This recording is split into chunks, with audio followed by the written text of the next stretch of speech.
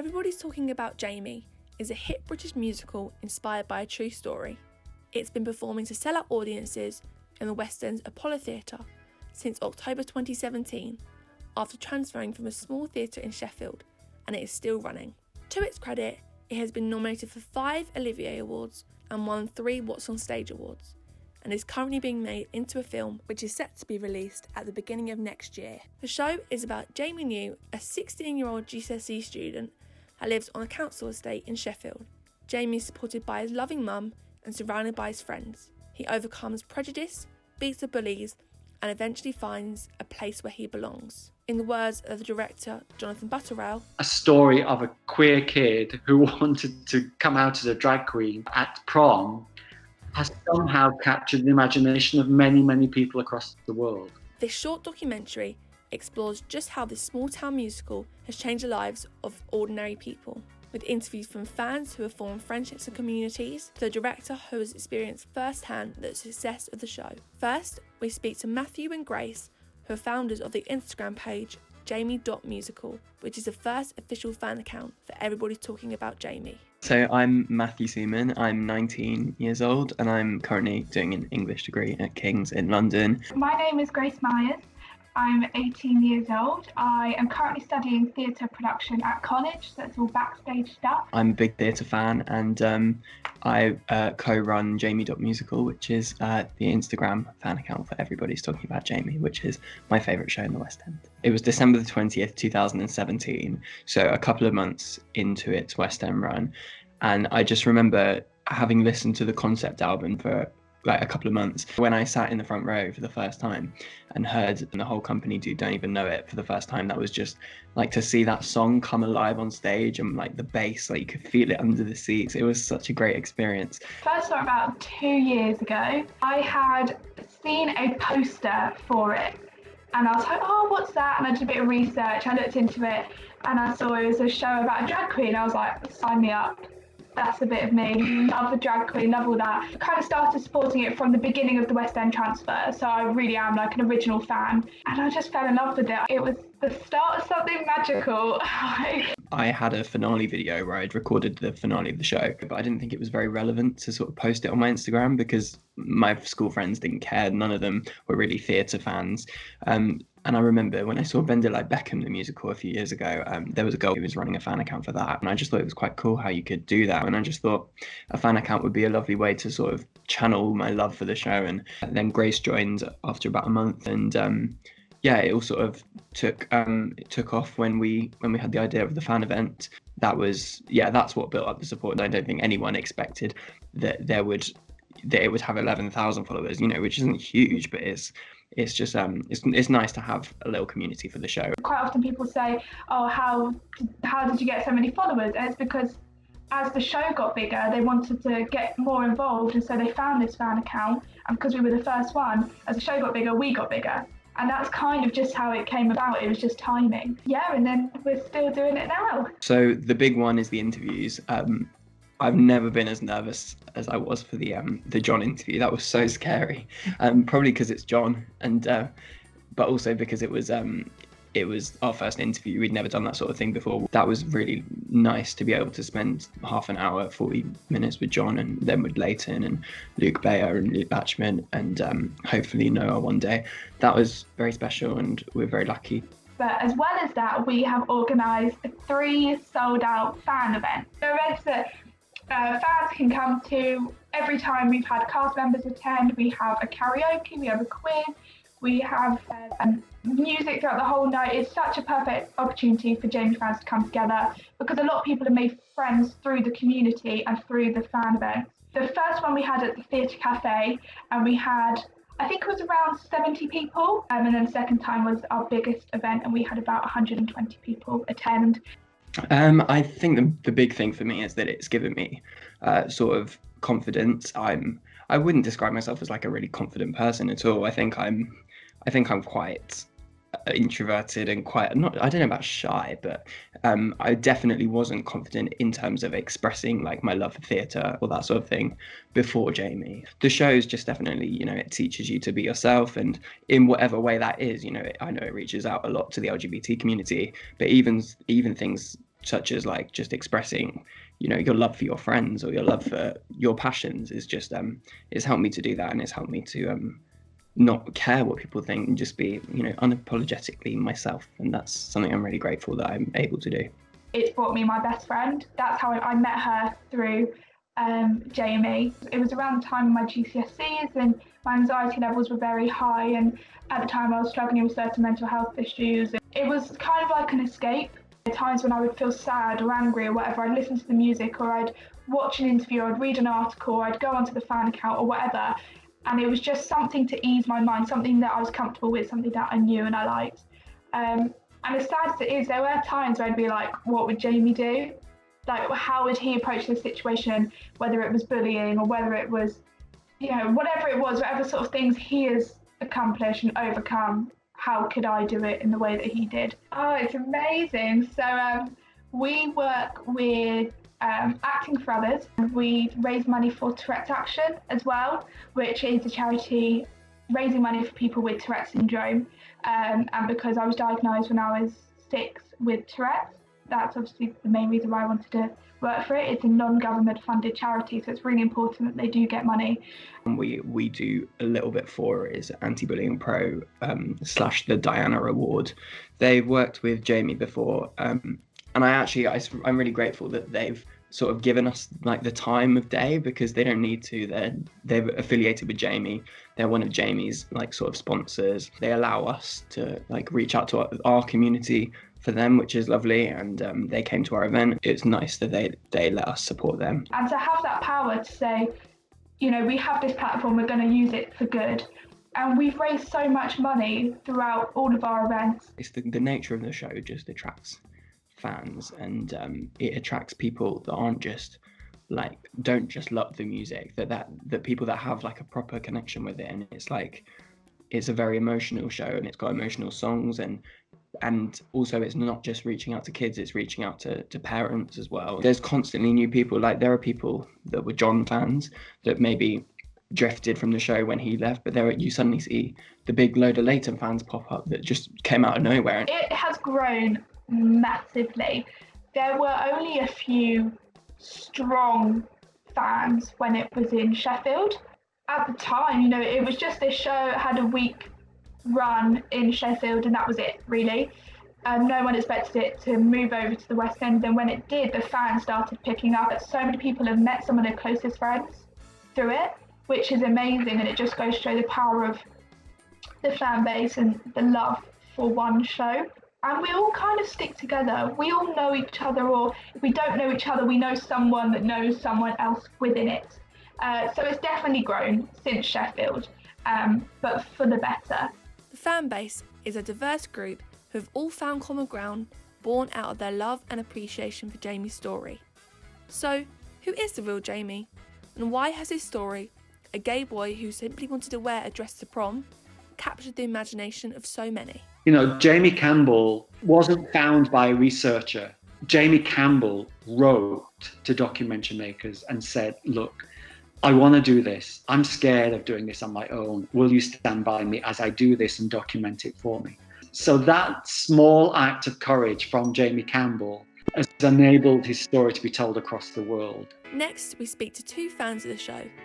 Izzy, an 18-year-old university student living just outside of London, and Cagney, a 13-year-old musical enthusiast from America.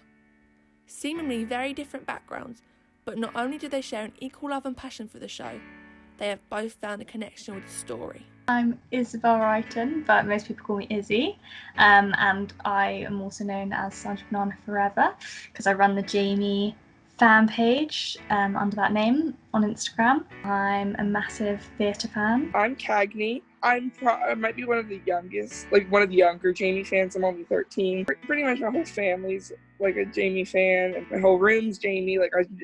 Honestly, Jamie is just my life. I saw it on the 21st of July 2018. At first I saw it, and then I just thought I'd see it once, and now I've seen it like 64 times. And it's not even about how many times I've seen it, it's about what the show's given me, like as a person, the confidence, the community. It's the first time I've actually been able to see social media as a positive place through it. and just the friends I've made, the people I've met. No, definitely not. There's so many people I've met that I've only met because of the show.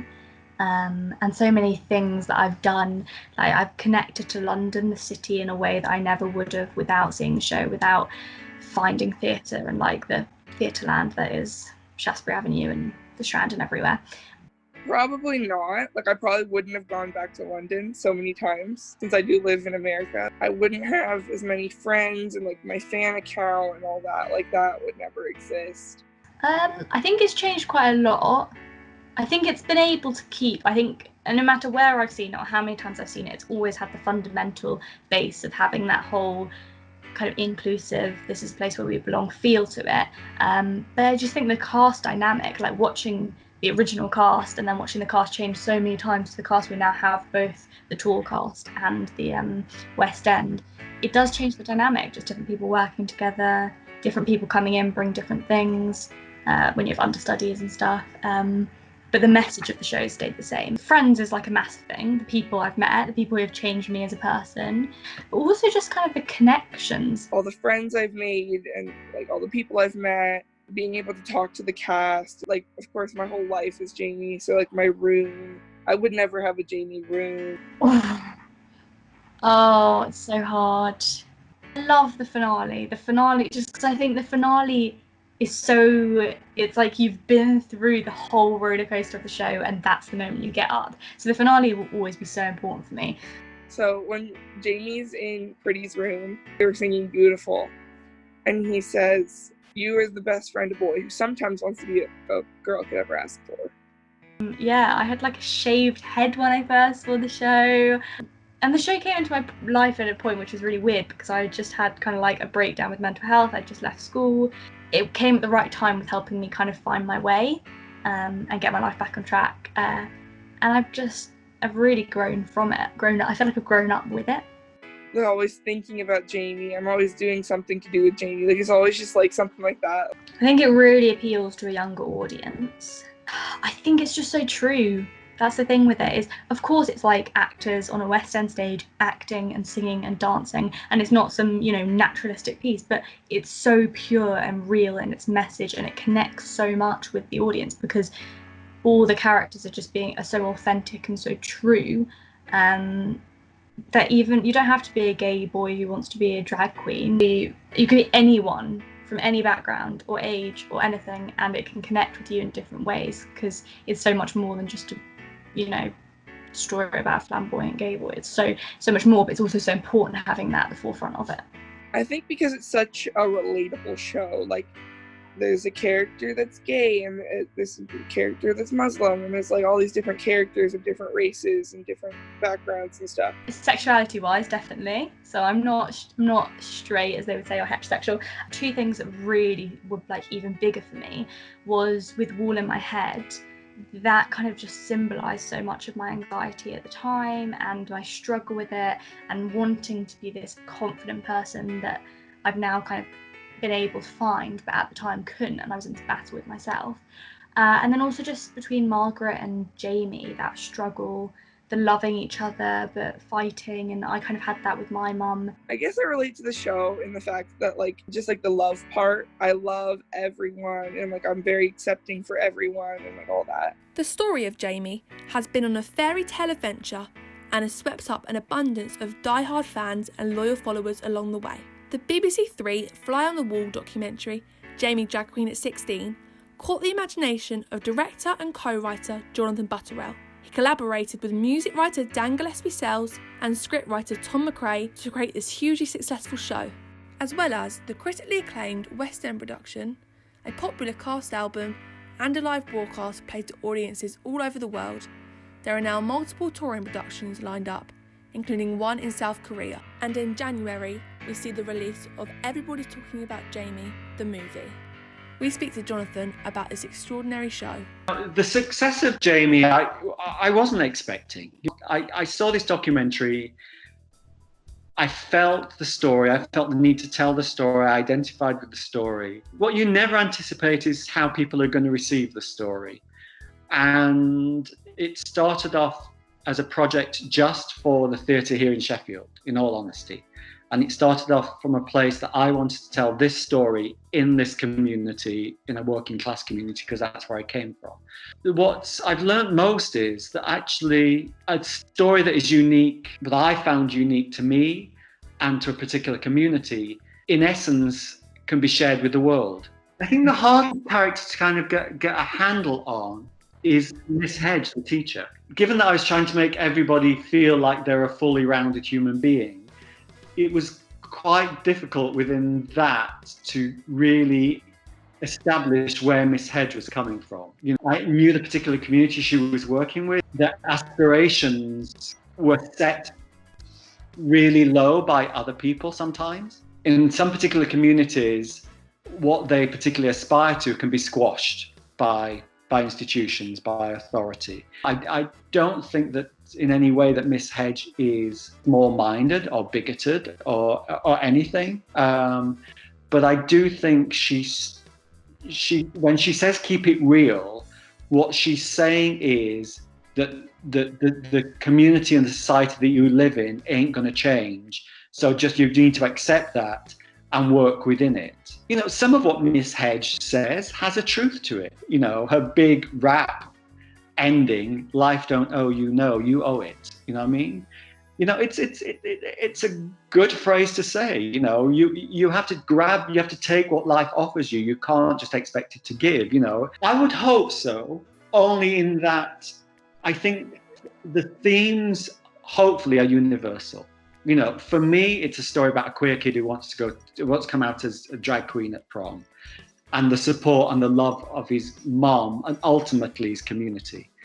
I would also say it's more than that. It's about a coming of age. It's about transitioning from being a young person to an adult. It's how young people take their place in the world, how they look for who they are in their most authentic self. This has been a little fairy tale like in many ways. There are normally enormous challenges to putting on, to telling stories and to putting on shows and making films. Don't get me wrong, it's always difficult. But there's been something that's been very smooth about this process. And I think it is because the story is authentic. There was a need to tell the story. And so the pathways opened up in many ways. There were many challenges, you know, directing a film is, being on a film set is like, you know, being at war at sometimes. There's so many things coming at you and constant challenges, daily challenges, massive challenges. His courage. I think ultimately that's what I responded to. In order to stand up and say, this is who I am, it's an act of courage. And that courage doesn't come for free. It doesn't come without support. It doesn't come without love. I think that's ultimately what attracted to me, is Jamie's courage, and is the courage of his mom to love him in every single way possible. I have so many letters from many, many people who have written beautifully and articulately how this story and how the telling of this story has affected them, helped shift them in places, helped them arrive to a certain place. I'm astounded by that. And I think it comes from the very heart of it is they get what the courage of Jamie Campbell is, you know. We made Jamie new and not Jamie Campbell in order that we could expand his story. You could introduce different characters, you know. Jamie Campbell doesn't have a best friend called PRITTI PASHA, you know, she's invented. And I've time and time again sat in front of audiences in which I have watched people be moved and to be changed and affected. Not just the immediate demographic that you would think, you know, not just young LGBTQ community people, but older people, grandmas, granddads, people who thought they had one particular point of view, and when they left the theatre, and hopefully when they leave the show, they've shifted in some way. It's evident that the success of Everybody's Talking About Jamie shouldn't be measured just by ticket sales, awards and opportunities, but also by how much Jamie's story has resonated with so many, how it's changed people's perspectives, in some cases helped shape their futures, and how its diverse legions of fans have found a very special, unique solidarity and kinship. So what would Jonathan's advice be for the young people of today? I would go back to the same place that Jamie has. Have the courage, grab it, have the need to tell a story, and make your contribution because it's worthwhile. Where you come from, you as a person are valid, and the stories you have to tell from where you come from are valid.